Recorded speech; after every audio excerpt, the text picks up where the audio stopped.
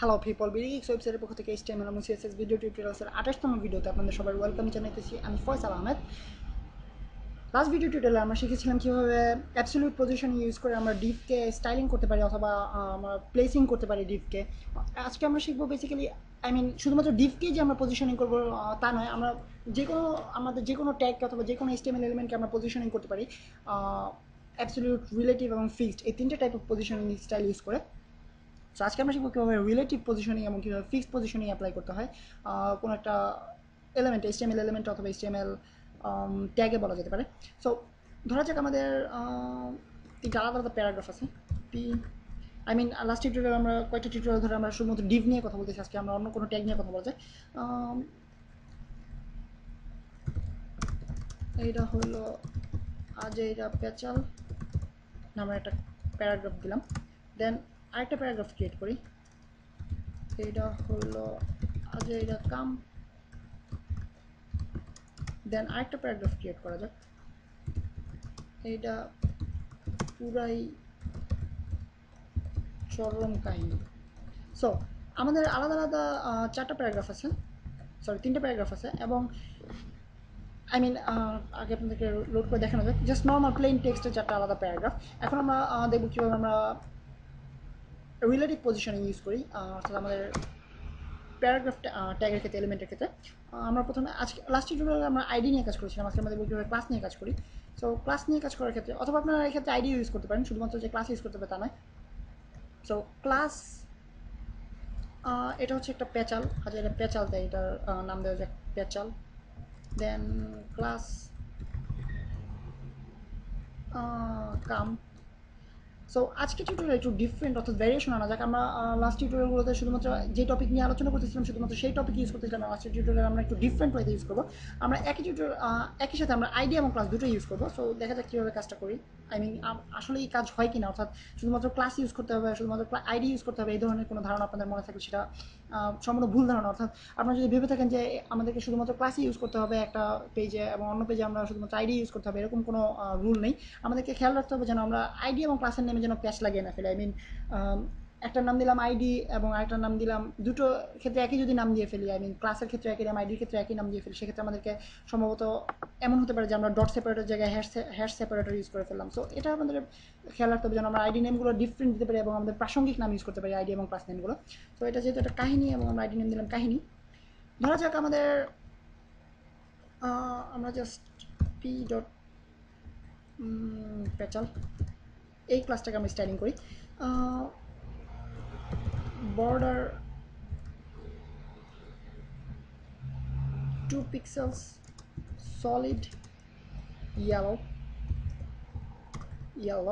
yellow. So এখন যদি আমরা এই পেজটাকে রিলোড করি আপনারা দেখতে পাবেন আমাদের এই এই প্যাচাল এই জিনিসটা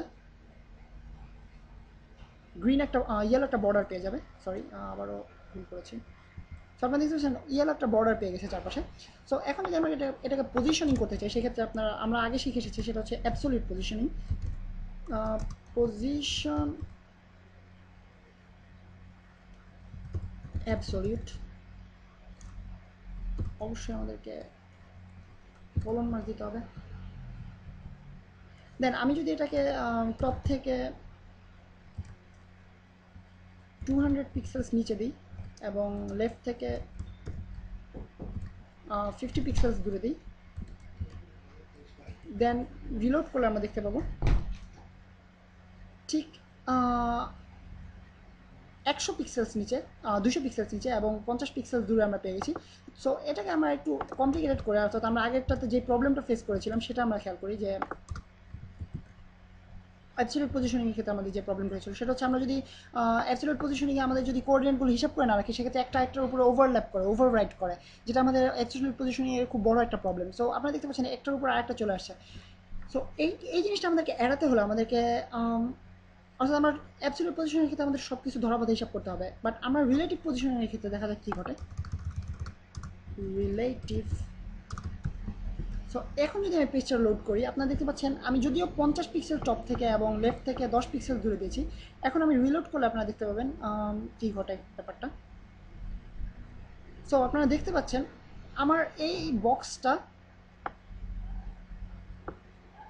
যদিও এখান থেকে এখান পর্যন্ত 100 পিক্সেলস হয়ে গেছে প্রায় সম্ভবত, বাট 50 পিক্সেল না, এটা আপনারা নিশ্চয়ই বুঝতে পারতেছেন, কারণ 50 পিক্সেলস দেওয়া মাত্র আগের বার 50 পিক্সেল দেখেছিলাম আমরা ঠিক এইখানটায় আছে, কিন্তু এখন এটা নিচে নেমে আসছে। সো বেসিক্যালি রিলেটিভ ব্যাপারটা হচ্ছে এমনভাবে হিসাব করে, আমরা অ্যাবসলিউটের ক্ষেত্রে আমরা হিসাব করেছিলাম টপ লেফট কর্নার থেকে, এখান থেকে, বাট রিলেটিভের ক্ষেত্রে হিসাব করা হয় এটার নর্মাল পজিশনটা যেখানে ছিল সেখান থেকে, অর্থাৎ এটা নর্মালি ছিল এখানে, এই জায়গাটা ছিল নর্মালি। সো আমরা যদি পজিশনিংটা কেটে দিই, সরি সেভ করে নিই আমি, পজিশনিংটা কেটে দিলে আপনারা যেখানে দেখতে পাচ্ছেন এখান থেকে হিসেব করবে কোথায় যাবে, অর্থাৎ আমরা যদি রিলেটিভ পজিশনিংয়ে 50 পিক্সেল দিই সেক্ষেত্রে এই জায়গার এখনকার পজিশন থেকে 50 পিক্সেলস নিচে যাবে, এবং যদি লেফট থেকে 10 পিক্সেল দিই এখান থেকে 10 পিক্সেল, অর্থাৎ এইখানে, অর্থাৎ এই পজিশন থেকে নিচে আসবে এবং 10 পিক্সেলস দূরে যাবে। সো আপনারা নিশ্চয়ই বুঝতে পারতেছেন যে রিলেটিভ এবং অ্যাবসলিউটের ডিফারেন্সটা কোথায়। যদি অল্প কথা এবং শর্টভাবে বলতে হয় সেটা হচ্ছে অ্যাবসলিউট হিসাব করে কোঅর্ডিনেটসগুলো টপ লেফট কর্নার, অর্থাৎ এখান থেকে ব্রাউজারের টপ লেফট কর্নার থেকে, বাট রিলেটিভ হিসাব করে আই মিন এটার বেসিক পজিশন থেকে, অর্থাৎ ইনিশিয়াল পজিশন থেকে, অর্থাৎ এটা প্রথমে আমাদের এলিমেন্টটা, অর্থাৎ এই প্যারাগ্রাফ এলিমেন্টটা প্রথমে যে জায়গাটা ছিল ঠিক সেইখান, আই মিন প্রথমে যে জায়গাটা ছিল সেইখান থেকে 50 পিক্সেলস নিচে। আই মিন আপনারা নিশ্চয়ই বুঝতে পারতেছেন এখান থেকে এটার লেন্থ অলরেডি 150 পিক্সেলস টপ থেকে নিচে, বাট আমরা যদি এটাকে ধরা যাক আমরা হ্যাশ কাহিনী, দেন এটাকে যদি আমরা স্টাইলিং করি পজিশন, আর একটা বর্ডার দেওয়া যাক, বর্ডার 2 পিক্সেলস সলিড গ্রিন, দেন আমরা পজিশন দিলাম, পজিশন পজিশন নয় পজিশন, পজিশন রিলেটিভ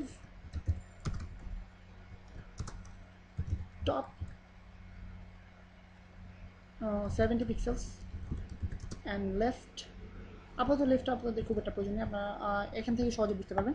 সো এখান থেকে এটা অলরেডি 70 পিক্সেলস নিচে আছে, অথবা তার চেয়ে বেশি নিচে আছে, আপনারা নিশ্চয়ই গেস করতে পারতেছেন। সো আমি যদি পেজটাকে রিলোড করি এটাকে এখানেই থাকার কথা, তবে এটার থেকে আর একটু কমে যাওয়া, উপরে উঠে যাওয়ার কথা, বাট আপনারা রিলোড করে দেখতে পাবো রিলেটিভ পজিশনে ইউজ করার কারণে এটা আরও নিচে নেমে গেছে, অর্থাৎ এই ইনিশিয়াল পজিশন থেকে আগে যেই জায়গায় ছিল প্যারাগ্রাফটা সেখান থেকে 70 পিক্সেলস নিচে নেমে গেছে।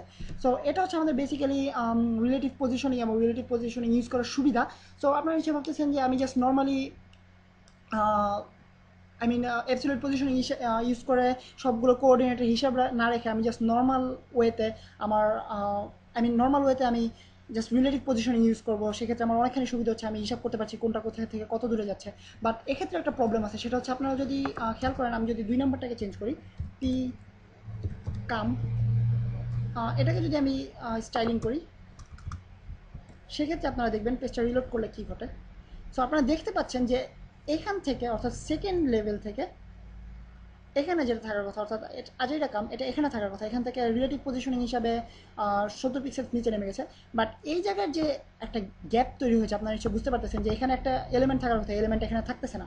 তো এই গ্যাপটা বেসিক্যালি শুধুমাত্র রিলেটিভ পজিশনের ক্ষেত্রে তৈরি হবে, বাট অ্যাবসলিউট পজিশনের ক্ষেত্রে আপনি হিসাব করে রাখতে পারতেছেন যে এখানে আমার ব্ল্যাঙ্ক তৈরি হচ্ছে, কারণ আপনি এটা অলরেডি উপর থেকে আই মিন এখান থেকে এখান পর্যন্ত ডিস্টেন্স হিসাব করে আপনি অ্যাবসলিউট পজিশনিংটা করবেন। তো সেক্ষেত্রে আপনার এখানের গ্যাপটা আর থাকবে না, এবং আপনি এখানে অন্য একটা কিছু পজিশন করতে পারবেন, অথবা অন্য একটা ডিভ অথবা অন্য একটা টেবিল অ্যাপ্লাই করতে পারবেন, সেক্ষেত্রে আপনি নিজের মাথায় হিসাব রাখতে পারতেছেন, বাট রিলেটিভের ক্ষেত্রে এই জিনিসটা আপনি করতে পারতেছেন না। সো বেসিক্যালি আমরা চেষ্টা করবো যেন আমরা অ্যাবসলিউট এবং রিলেটিভ দুটো একই সাথে ইউজ করতে পারি একটা আমাদের ওয়েব পেজে, সেক্ষেত্রে আমাদের হিসাব করতে অনেক সুবিধা হবে, আমাদের পেজগুলো আরও সুন্দর করে তৈরি করতে পারবো আমরা, এবং আমাদের বক্সগুলো আমরা আমাদের ইচ্ছে মতো অর্গানাইজ করতে পারবো, সেক্ষেত্রে আমাদের অনেক সুবিধা হবে, কারণ আমরা শুধুমাত্র অ্যাবসলিউট ইউজ করলে আপনাদেরকে দেখালাম একটার উপর একটা ওভাররাইড করার পসিবিলিটি থাকে, বাট রিলেটিভের ক্ষেত্রে সেই পসিবিলিটি নাই, এবং আপনারা হিসাব করতে পারবেন যে আপনাদের রিলেটিভ পজিশন, অর্থাৎ ইনিশিয়াল পজিশন যদি একটার উপরে ওভারল্যাপ করে সেক্ষেত্রে আপনারা জাস্ট 10 পিক্সেল সরিয়ে দিলে সেটা ওখান থেকে সরে যাচ্ছে। অতএব আপনারা বুঝতে পারতেছেন যে রিলেটিভের ক্ষেত্রে আমরা কিছু এক্সট্রা